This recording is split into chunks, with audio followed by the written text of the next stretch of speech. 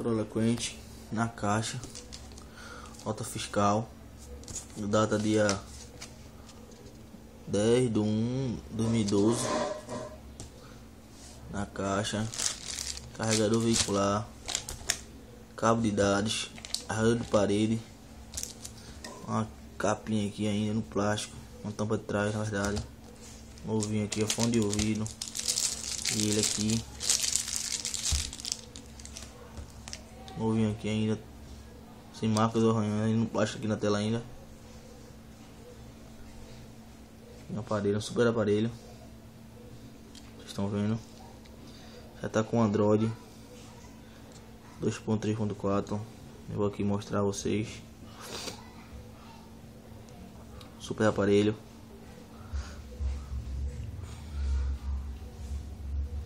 aqui a versão do Android 2.3.7, não é muito bem não, mas é a 2.3.7. 2.3.7 a versão do Android, celular novo, ainda com plástico na tela, Android 2.3.7, sem marca arranhando, 5 megapixels, um super aparelho na caixa com todos os acessórios.